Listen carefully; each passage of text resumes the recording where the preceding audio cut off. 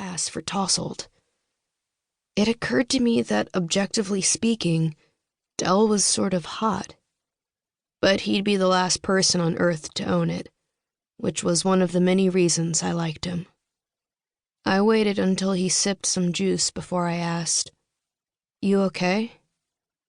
His eyes were still burning, but then they rolled, annoyed. He started laughing. I did too. I had meant it seriously, but we both knew it was a ridiculous question. "Yeah, Jimi," he said. "I'm just great." We'd come a long way since the first few times Del's dad had gone off on him. Back when we were little, Stan scared the living crap out of us. These days, the whole situation was more depressing than scary. It wasn't the end of the world. It's just how the world was. Or at least Del's corner of it. It would have been nice if he had more people in that corner with him. But besides me, Del didn't have any real friends, and Stan was his only family. His mom had committed suicide a few years ago, after the last big flu outbreak, a year after the one that killed my dad. Del didn't like to talk about it. Stan had been a mess ever since.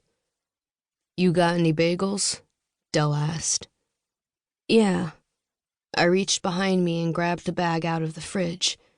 As I tossed it onto the table, Del gave me a funny look. "What?" I said. He cocked an eyebrow. "Moons and stars?" He was smirking but blushing too, and at first I had no idea what he was talking about. Then I realized my robe had come open. "Don't be an idiot." "What? It's a pretty shirt. What there is of it." I didn't have time to get dressed because some wacko was banging on my door. Besides, you've seen me in tank tops a million times. "Well, the moons and stars one is especially cute."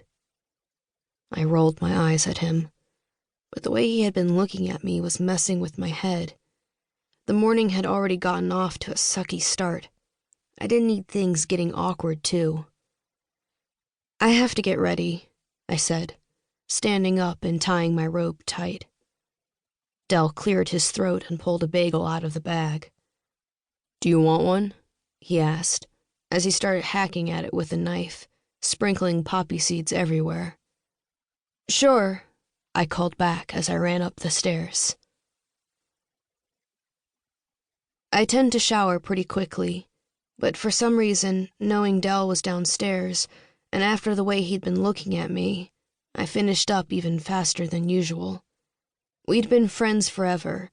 We'd probably even been in the tub together at some point. But things were different now. It occurred to me as I rinsed off that maybe my mom's daily comments about us growing up weren't so much about the physical changes. Those were pretty obvious, and every kid who had taken 5th grade health class knew they were coming. Maybe it was more about who we were becoming as people. I was out of the shower before the mirror had fogged, and I paused in front of it. My mom told me, constantly, that I was pretty. But she said it in this wistful way that made me wonder if she was really talking about how much I looked like my dad. The small curve at the end of my nose, the faint freckles, the light hair, the brown eyes. People said all the time that I looked like him. I never used to see it, but lately even I had been struck by the resemblance.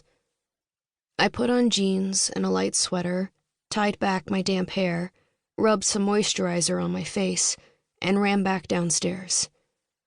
Del had a bagel waiting for me, hacked, toasted, and buttered on a plate. "Thanks."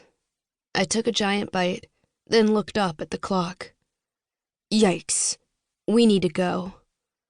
Del looked over my shoulder and out the window. Crap. What? Stan's car is still there. He hasn't left for the station yet. So? So I need my bag. My stomach sank. I looked at the clock again. Okay, I said, steering him.